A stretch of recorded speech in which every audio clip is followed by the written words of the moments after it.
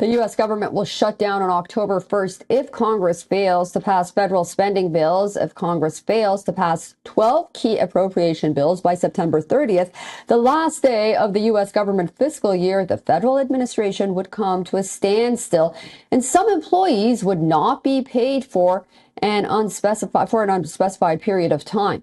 A full or partial shutdown of the U.S. government is undoubtedly going to have a major impact on the world's largest economy, ranging from lower economic output to delay in the release of key economic data. Consequently, the impact of a shutdown estimated to be between $6 billion and $13.5 billion each week in total lost economic activity. This would leave a significant mark on the larger global economy. But shutdown is not a new phenomenon for the federal government. In fact, it has shut down at least 14 times since the year 1981. Prior to the 1980s, the government did not abruptly shut down in the event of a legislative deadlock over federal funding. It was a legislative assistant named Ron McCloskey who rediscovered the then obscure 19th Century Anti-Deficiency Act.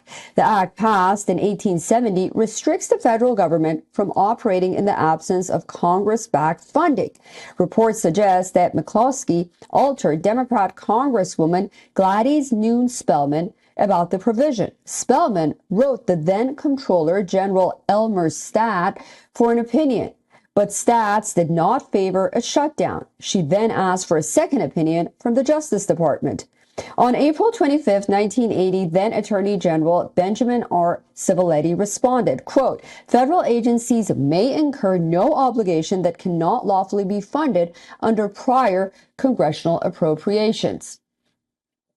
5 days later, on May 1st, 1980, the U.S. federal government shut down for a full day. It affected the Federal Trade Commission, FTC, after Congress allowed the funding bill to lapse.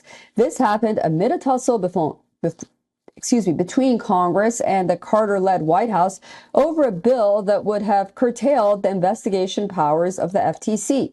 And on May 1st that year, 1,600 employees of the FTC were furloughed, which means employees who are on a payroll but cannot work. The shutdown ended that evening after both houses of Congress approved an extension of funding. And in March of 1981, the U.S. Government Accountability Office claimed that the shutdown had led to a loss of $700,000 to the exchequer. That's over $2 million when adjusted for inflation in the year 2022.